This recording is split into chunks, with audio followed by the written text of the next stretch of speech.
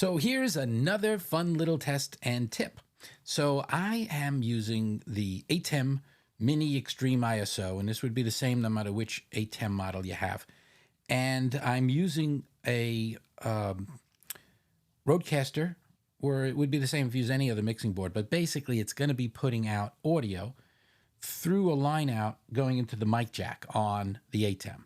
And if you're watching this right now, you may notice that my mouth may or may not look in sync, especially when I say certain things.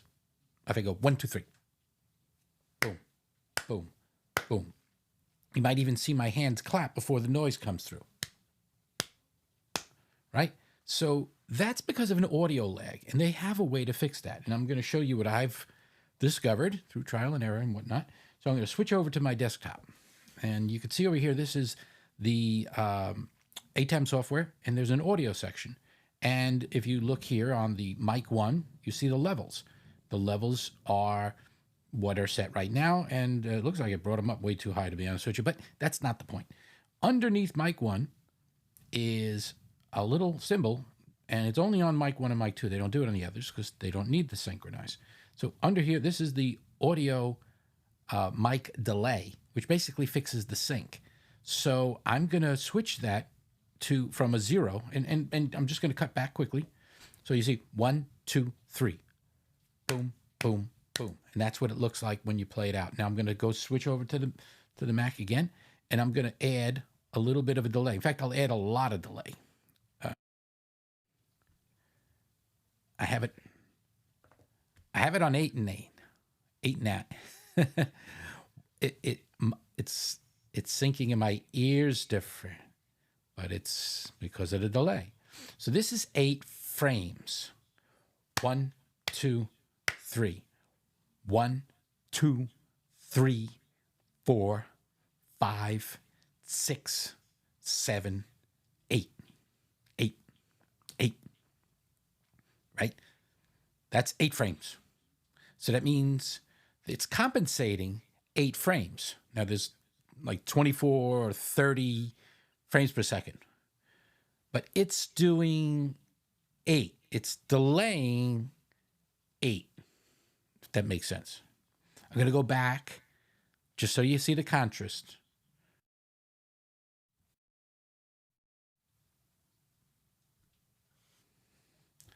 So I just moved it to 6. 6. So let's see what that looks like. I feel like the count. 1, 2, 6. 6 frames. What does 6 frames look like? Bam, bam, bam. So what should happen is clap and the sound. Clap and the sound. Not seeing my hands and then sound a little bit later, right? So it's a little weird when you're wearing a headset because that delay is kind of throwing it off. But I'm going to bring it back. So now the delay in my headset is 0, but the video is a little bit behind because of all the digital processing that goes on. So it's down to 0.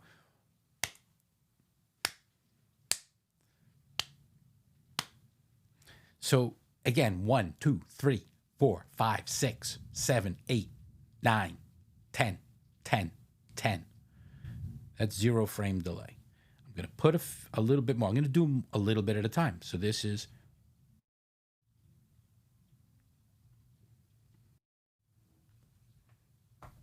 So I set it for 1. This is what 1 looks like on the screen.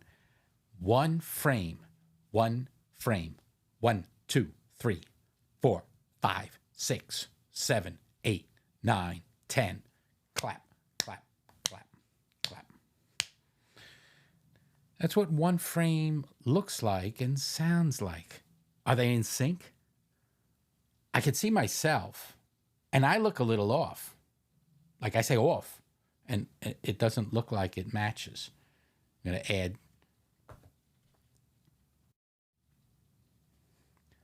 Now it's at 2. 2 frames. 1, 2, 1, 2, 1, 2, 3, 4, 5, 6, 7, 8.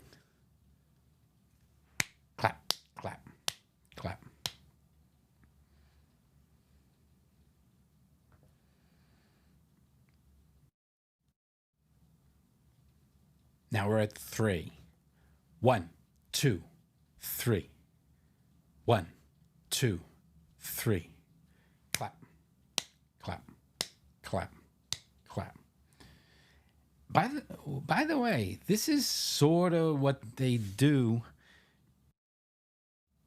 in the film industry. In case you, by the way, we're at 4, 4, 4, 4. 1, 2, 3, 4. Clap, clap, clap. 5, 5, 5. 7, 8, 9, 10, 10, 10.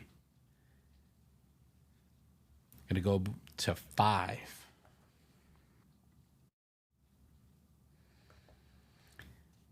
Now I can't just say everybody should set it at 5. It depends on the cameras and a whole bunch of things. By the way, it's really hard to listen to this. So if you're going to set a delay, you're going to want an audio monitor. It's so weird. You want to monitor your audio externally on the same system that your mic is plugged into. Whoa. Holy. I can't listen. All right, here we go. We are at 5. 5. 1, 2, 3, 4, 5, 6, 7, 8, 9, 10. 10, 10. Clap, clap, clap. And I'm going to go back to 6. 6, 6, 6. 1.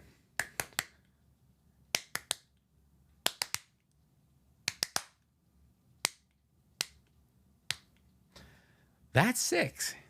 Now it gets harder and harder to hear yourself in your headset. But I'm at 6. What does it look like? 1, 2, 3, 4, 5, 6, 7, 8, 9, 10.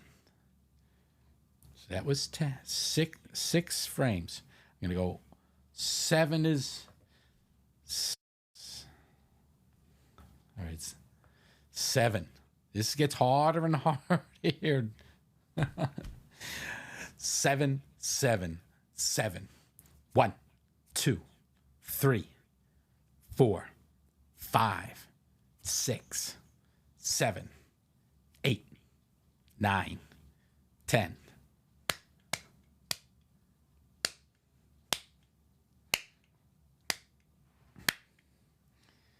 I'm definitely taking these off. Last one. We're going to 8. I'm going to lose my mind.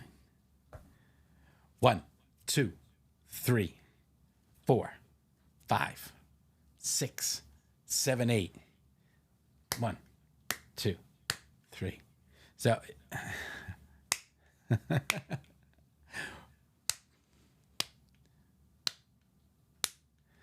I'm going to put it to 6. And I'm taking the headset off because I can't do it. I can't hear my voice and my picture out of sync here. So this is the point. You've seen in movies they have clapboards, and there's a reason for that. And the way they've done it that way over the years is that they have always recorded audio separate from the images, whether it was film or video, didn't matter. So they recorded their audio separately. And because they were recording the audio separately, they had to synchronize them. So what's the best way to synchronize things? So they would use a clapboard, and then boom. And then if you were the audio engineer, as soon as you saw visually the clap happening on the clapboard, you knew that that's the exact moment the sound went down. So when they're doing that, they can line up the audio so that the sound of the clap sound is literally at the very moment that they visually saw the clapboard. So if you want to be able to do something similar, you could clap your hands, or if you want something even more scientific, find any object that you could put in front of your video and tap it.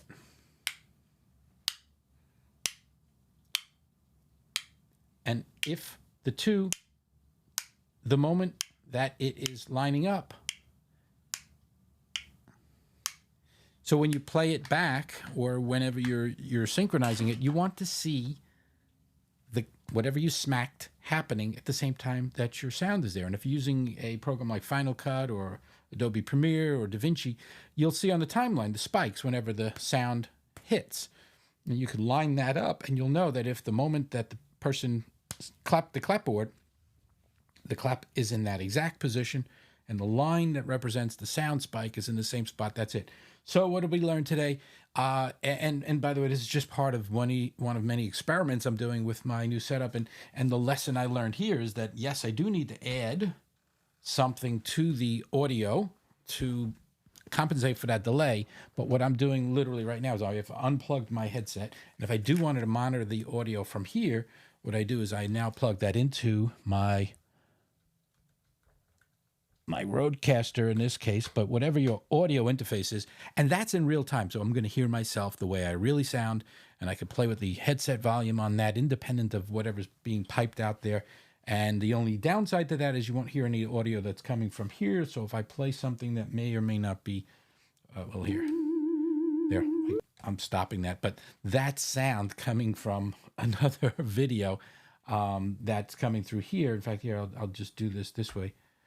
And then I will cut. You see there? See, now my ears are not hearing that because I'm plugged into another device. So I'm going to stop that and switch back.